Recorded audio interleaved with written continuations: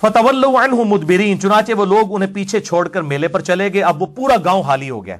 فراغ الی آلہتہم فقال الا تاکلون، آپ چپکے سے ان جھوٹے معبودوں کے پاس آئے جو انہوں نے بت بنائے ہوئے تھے اور کہا کہ کھاتے کیوں نہیں ہو؟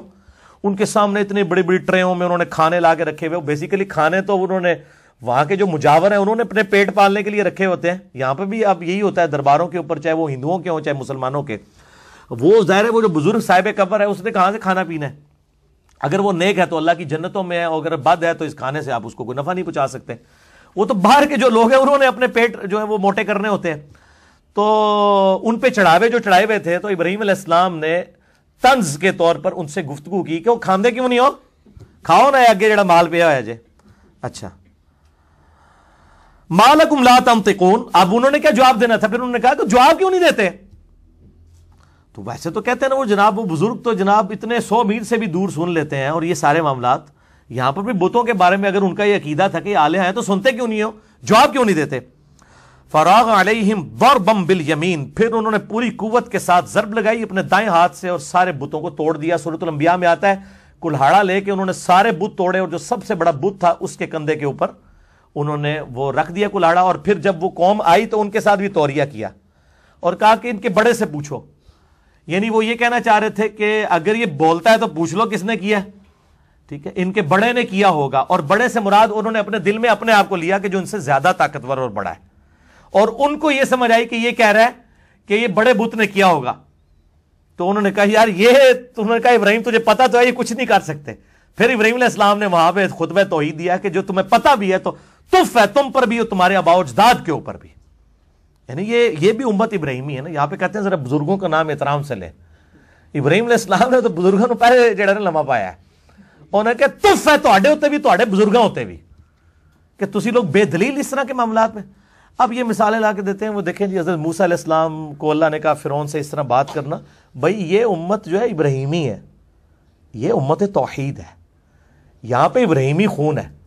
اس لیے ہم توحید کے معاملے میں بہت سینسٹیو ہیں کیونکہ شرک is the most sensitive issue in the sight of Allah. اللہ کے حضور شرک سے زیادہ حساس معاملہ ہی کوئی نہیں ہے. کیٹاگوریکل قرآن حکیم میں سورۃ النساء کی آیت نمبر 48 اور 116 میں مینشن ہوا ان اللہ لا یغفر ان یشرک بہ ویغفر ما دون ذلک لمن یشاء. بے شک اللہ شرک کو کبھی معاف نہیں کرے گا، اس کے علاوہ ہر گناہ معاف کر دے گا، وہ بھی اوپن لائسنس نہیں جس کے لیے چاہے گا. شرک کے علاوہ ہر گناہ معاف ہو سکتا ہے. ہاں دنیا میں شرک بھی معاف ہو جائے گا. سورۃ الفرقان کی آیت نمبر 70 میں آیا کہ دنیا میں شرک سے توبہ کر لے ہم اس کے گناہوں کو بھی نیکیوں سے بدل دیں گے الحمدللہ. بہرحال توحید اور شرک کے حوالے سے الحمدللہ ہزاروں لوگوں کی عقیدہ توحید کی اصلاح کا سبب بننے والا میرا ایک لیکچر ہے، مسئلہ نمبر 3 دعا صرف اللہ ہی سے، اور اسی کی ایکسٹینشن ہے وسیلہ اور توسل کے صحیح احکام و مسائل، مسئلہ نمبر 43. جسے شوق ہو تو وہ دیکھے. میں آج اس کو اسکپ کرتا ہوں ادروائز وہ سارا ٹیسٹ ڈسٹرب ہو جائے گا اس حوالے سے جو ہم ڈسکشن کر رہے ہیں. تو انہوں نے وہ سارے بتوں کو توڑ دیا. فَأَقْبَلُوا إِلَيْهِ يَزِفُّونَ، تو وہ سارے وہ میلے سے جب رنگ رلیاں بنا کے واپس آئے دوڑتے ہوئے. قَالَ أَتَعْبُدُونَ مَا تَنْحِتُونَ، آپ نے فرمایا کیا تم پوجتے ہو انہیں جنہیں تم خود تراشتے ہو. وَاللَّهُ خَلَقَكُمْ وَمَا تَعْمَلُونَ، جبکہ اللہ تعالیٰ نے تمہیں بھی پیدا کیا ہے اور جو کچھ تم پیدا کرتے ہو اس کا بھی الٹیمیٹ خالق اللہ ہے. یعنی یہ جو بت تم نے تراشے ہیں اس کے لیے پوٹینشلی طاقت کس نے دی ہے؟ اللہ نے. اسے مسئلہ تقدیر کے چکر میں نہیں ڈال دینا چاہیے. بعض لوگ اس طرف بھی قدریہ جو جبریہ وہ اس طرف چلے گئے کہ ہم جو زنا بھی کرتے ہیں نعوذ باللہ برائی بھی کرتے ہیں تو اس کا خالق بھی اللہ ہے. تو وہ اس آیت سے لیتے ہیں کہ اللہ نے تمہیں بھی پیدا کیا اور جو تم اعمال کرتے ہو اس کا خالق بھی اللہ ہے. حالانکہ اسے دقت نظر سے دیکھیں اس میں بتوں کے کانٹیکسٹ میں بات ہو رہی ہے کہ جو کچھ تم کر رہے ہو تمہیں بھی اللہ نے پیدا کیا اور جو تمہارے اعمال ہیں یعنی ان بتوں کو جو تم نے تراشا ہے یہ پوٹینشلی طاقت کس نے دی تھی؟ اللہ نے. تو در حقیقت اللہ خالق ہے. تمہیں چاہیے تھا اللہ کو پوجتے اس کی طاقت سے بجائے اس کے مقابلے پر بت تراشنے کے اللہ کے سامنے سر تسلیم خم کرتے. یہ اس کی اپروپریٹ تشریح بنے گی. قالوا بنوا له بنیانا، انہوں نے اب کیا کرنا تھا؟ انہوں نے کہا جی کھودو اس کے لیے بڑی سی ایک جو ہے وہ زمین میں آتش کدہ بناؤ. فالقوه فی الجحیم، پھر اسے اس آگ میں پھینک دو. فارادوا به کیدا، انہوں نے تو چاہا تھا آپ کا برا کرنا. فجعلناهم الاسفلین، لیکن وہی خود ذلیل و خوار ہو گئے.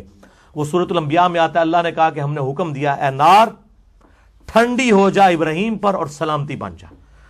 اتنی ٹھنڈی نہ ہو جائے کہ ان کو ٹھنڈ لگنا شروع ہو جائے، سلامتی والی ٹھنڈی ہو جائے. اور وہ آگ ٹھنڈی ہو گئی، اتنی بڑی آگ جلائی تھی انہوں نے. اور صحیح بخاری میں اس کانٹیکسٹ میں ایک حدیث ہے کہ سیدنا عبداللہ ابن عباس کہتے ہیں رضی اللہ تعالیٰ عنہ کہ ابراہیم علیہ السلام کو جب آگ میں پھینکنے لگے تھے تو انہوں نے اس وقت پڑھا تھا حسبنا اللہ و نعم الوکیل، ہم نے اللہ ہی پر بھروسہ کیا، ہمیں اللہ ہی کافی ہے اور وہی بہتر کارساز ہے. اور تمہارے محبوب صلی اللہ علیہ وآلہ وسلم بھی ہر مشکل اور پریشانی میں کہتے تھے حسبنا اللہ و نعم الوکیل. میرا ایک کلپ بھی یوٹیوب پہ لاکھوں لوگ دیکھ چکے ہیں، مصیبت اور پریشانی سے بچاؤ کے 3 وظائف، حسبنا اللہ و نعم الوکیل، یا حی یا قیوم برحمتک استغیث، اور لا الہ الا انت سبحانک انی کنت من الظالمین. احادیث کے ریفرنسز کے ساتھ میں نے ڈیٹیل سے ڈسکس کیے، میں نے صرف اشارتاً بات کر دی. تو اللہ تعالیٰ ماتا ہے انہوں نے برا چاہا تھا لیکن اللہ نے ان کو ہی ذلیل و خوار کر دیا. وقال انی ذاہب الی ربی سیہدین، انہوں نے کہا میں تو اپنے رب کی طرف جا رہا ہوں، وہ میری رہنمائی کرے گا. یعنی جبلی ہدایت پہ تو ابراہیم علیہ السلام تھے، انہوں نے شرک کبھی نہیں کیا. نبی ہمیشہ سے اللہ کی حفاظت میں ہوتا ہے لیکن مبعوث بعد میں ہوتا ہے جب اللہ چاہتا ہے.